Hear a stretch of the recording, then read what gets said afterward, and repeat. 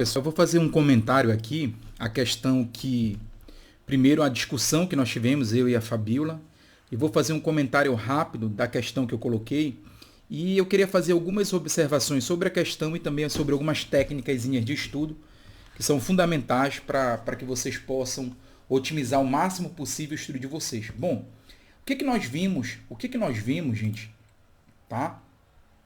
Na questão. Nós vimos basicamente algo que com certeza vocês já estudaram. Nós vimos o princípio, tá? Nós vimos aqui o princípio da legalidade. Princípio da legalidade. Esse princípio da legalidade, ele tem uma divisão porque eu posso analisar o princípio da legalidade num ambiente privado, tá? Numa questão privada, e também eu posso analisar o princípio da legalidade numa questão, num ambiente público. Tá? Existem duas análises diferenciadas para eu responder como se opera o princípio da legalidade no ambiente público e no ambiente privado. Se nós formos para o ambiente privado, o que vai acontecer aqui? O princípio da legalidade ele vai estar sintetizado no artigo 5º, inciso 2 da Constituição Federal. Ninguém é obrigado a fazer ou deixar de fazer alguma coisa senão em virtude de lei. Aqui está o princípio da legalidade no ambiente geral, tá bom? E aqui também no ambiente público, tá? Na administração pública, a gente vai ver o princípio da legalidade, onde lá no artigo 37, caput da Constituição Federal. Caput da Constituição Federal. É o famoso aqui, gente, aqui é o famoso LIMP, tá? É o famoso LIMP, ou seja, quem não lembra aí dessa forma, né? Legalidade, impessoalidade, moralidade, publicidade e eficiência. Famoso LIMP da Constituição. Então, só para que você entenda aqui, o que vai acontecer? O princípio da legalidade no ambiente privado é ninguém é obrigado a fazer ou deixar de fazer alguma coisa senão em virtude de lei.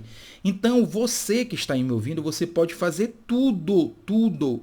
Só não pode fazer aquilo que a lei lhe proíbe. Então, por exemplo, eu posso transitar, eu tenho o direito de ir e vir, eu tenho o direito de ter um emprego, eu tenho o direito eita, quase não sai.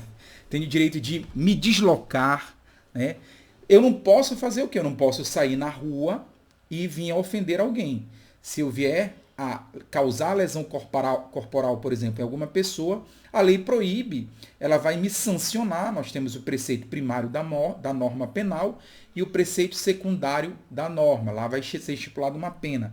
Ah, Hugo, só avançando aí um pouco. O que é o preceito primário e o que é o preceito secundário? Preceito primário da norma, matar alguém. Preceito secundário da norma, pena de 6 a 20 anos. Ok? Então, ali você tem uma regra proibitiva. Então, eu posso fazer tudo? Posso, mas eu não posso sair matando as pessoas, porque a lei proíbe que eu faça isso. Porque se eu fizer, eu vou responder penalmente. Tá ok? Já na administração pública, o que vigora lá? O administrador público só pode fazer aquilo que estiver previsto em lei. Tá? Essa é a grande diferença. Só a lei tem que expressamente dizer o que você pode e não pode fazer. Tá bom? Então, por exemplo, o cargo público, ele é criado por lei. O teu salário ele é definido em lei. Tá? Uma licitação, uma obra pública, por exemplo, é uma lei que já está autorizando, que está possibilitando que seja feito aquilo ali. Tá? Se a administração pública vai adquirir, por exemplo, equipamentos, tem que ter a lei. Então, ou seja, o administrador público só pode fazer aquilo que a lei expressamente determina. Tranquilo? Beleza? Vamos para a questão agora. Olha só. As relações jurídicas entre os setores público e privado no Brasil são bastante distintas. Já vimos. As regras aplicadas ao setor privado nem sempre valem ao setor público. Dentre os princípios que diferenciam tal relação, é correto afirmar. Olha o que diz a letra A aqui, pessoal. A letra A, ela vai dizer o seguinte: O princípio da legalidade aplicado ao setor privado. Não, aqui não. Ela está errada essa questão. A letra A está errado. Por quê? As regras aplicadas ao setor privado nem sempre valem ao setor público. O que diferencia o setor privado do setor público não é o setor privado. O que diferencia é o princípio da legalidade no setor público, porque aqui o administrador público só pode fazer aquilo que a lei determina, que a lei autoriza, tá ok? Aqui no setor privado não. Eu posso fazer tudo, salvo aquilo que a lei me proíbe, tá bom? Aqui é, olha, o princípio da autonomia da vontade ligado ao setor público. Não, isso aqui está errada, porque no setor público não existe autonomia da vontade. Ora, lá no contrato, no direito civil, você tem autonomia da vontade. Nós podemos estabelecer regras dentro de um contrato. Tudo bem que dentro do contrato público, né, o contrato administrativo, você vai estabelecer regras com particular, mas essas regras, né, existe toda uma principiologia lá na lei de licitações, cláusulas exorbitantes, há uma preponderância do interesse público sobre o interesse privado. Então, essa autonomia não é bem uma autonomia, né, uma autonomia como no direito privado, tá bom? Então, eu não posso transportar a regra da autonomia da vontade do direito privado para o setor público, porque no setor público isso é mitigado. O princípio da não intervenção estatal na economia. Não, isso aqui também está completamente errado. A gente sabe também que o Estado, em determinados momentos, ele pode intervir na economia para reequilibrar, principalmente essa relação entre o capital e o social, né? Vamos colocar assim. A gente está vivendo um momento agora muito sui generis, um momento muito instável, né? Que é a crise do coronavírus, e a gente pode até citar esse exemplo que o Estado aqui, né? O Estado aqui, ele vai intervir na economia justamente para tentar sanar essa sangria aí que está ocorrendo, né? E a grande questão que fica aqui é como fazer esse equilíbrio entre o público e o privado nas relações econômicas. Né? O Estado neoliberal, ou seja, o Estado o qual não investe na economia, ele se afasta da economia, aqui está ficando demonstrado que aqui é o inverso, o Estado está intervindo na economia para salvar, por exemplo, as contas públicas, né, os bancos, né, e as relações privadas que advêm, né, de todo esse processo produtivo econômico que o Estado brasileiro deve fomentar. A Constituição fala muito bem nisso, então aqui também está totalmente equivocada. O princípio da supremacia dos atos privados sobre os atos públicos, não. O princípio é da supremacia do interesse público. Tá? Princípio é da supremacia do interesse público. Então aqui, gente, o que eu quero deixar claro para vocês? Vocês viram uma questão que de forma recorrente vocês devem estar estudando aí, né, para os concursos. E aqui que eu falo que é um... Lembra que eu falo aqueles 4 ciclos lá, aquelas 4 fases de estudo? Né? A primeira fase de estudo é o momento em que você adquire o conhecimento. Tá? Então aqui você assiste uma videoaula, lê um PDF, lê um livro e assim sucessivamente. Faz um curso presencial. Então daqui da primeira fase você vai para onde? Você tem que fazer a sua revisão. Porque isso é o que mantém vivo o conhecimento aí na sua cabeça. Senão você esquece. Chega na hora da prova, você esquece. Então aqui nós teríamos a segunda fase do seu estudo. Depois da revisão, o que você tem que fazer? Depois da revisão, você tem que fazer as suas questões, o seu exercício. Tá? O seu exercício aqui, as suas questões, justamente para que você possa treinar essas questões, que é o que a gente está fazendo aqui agora, gente. Olha. Então você estudou, você já deve ter lido um PDF, você deve ter assistido uma videoaula e assim sucessivamente. Aqui eu só me equivoquei, tá, gente? Desculpa aqui que a segunda fase aqui seria o seu resumo, tá bom?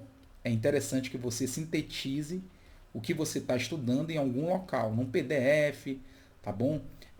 PDF já, num mapa mental, num resumo, no fichamento, como no organograma, no fluxograma, assim como você, conforme seja a sua habilidade para fazer a sintetização, para depois você pegar essas fichas, o que você está anotando, né? Eu estou assistindo uma videoaula. Então a videoaula você já está passando por um caderno, isso aqui já vale como seu resumo. Eu costumo, por exemplo, ler um PDF e eu vou marcando lá, fazendo algumas encontrando as palavras-chave e depois eu vou só nas palavras-chave para eu fazer a revisão. Então aqui a revisão seria já a terceira fase e o resumo seria a segunda fase. E a quarta fase seria a prática. Essa fase que nós estamos agora. Nós estamos praticando. Então é o momento que você vai dinamizar tudo isso. Então veja só, você estudou, você resumiu, você revisou, agora você vai praticar. E o legal do exercício é que você coloca o conhecimento dinâmico, você vai treinar, você vai ver se realmente aquilo que você está estudando, você está entendendo, ok? Então isso aqui é importantíssimo para o sucesso do seu estudo, para o seu avanço e principalmente para você saber onde você está fraco, onde você está forte e assim você vai avançando, tá bom? Lembrando aqui, gente, que eu acho que é super importante também que nessa fase você pratique alguns simulados, porque aqui nos simulados você vai praticamente, ao resolver os simulados, você vai ter uma estatística sua e você vai saber onde você está mais forte, tá ok? E onde você está mais fraco. E onde você estiver mais fraco, você pode mexer lá no seu ciclo de estudo, aumentando aquela carga na matéria que você está mais fraco. Beleza, gente? Eu vi também um comentário aí, dizendo, eu tenho que estudar o Eli Lopes Meireles e tal. Não se esqueça que mesmo sendo uma banca mais exigente, o seu concurso é de nível médio. Então, se eu pudesse, o que eu faria? Eu estudaria por questões aqui, sanaria aqui na própria questão e eu utilizaria um livro, não para estudar pelo livro, mas só para sanar uma dúvida. Eu não estudaria por livro, porque senão a gente não avança. Tá ok, galera? Eu vou fazer algumas questões, a gente vai comentando aqui, vai avançando, mas o importante é você não deixar a peteca cair e continuar o seu estudo aí firme e forte. Eu vou fazer depois um outro vídeo te explicando basicamente qual o cenário que eu vejo aí para o Ministério Público do Estado do Pará e o concurso do MP, essa novela aí que tá igual uma novela mexicana, não tem fim, né? Ainda mais agora com a questão do coronavírus, mas eu vou fazer esse vídeo depois, em outro momento. Um grande abraço aí, pessoal. Sigam-me nas minhas redes sociais. Te inscreve no meu canal aí, divulga aí, porque eu vou estar fazendo umas coisas diferentes, umas coisas interessantes. E aí vamos unir esforços aí para a gente aprender junto. Um abraço.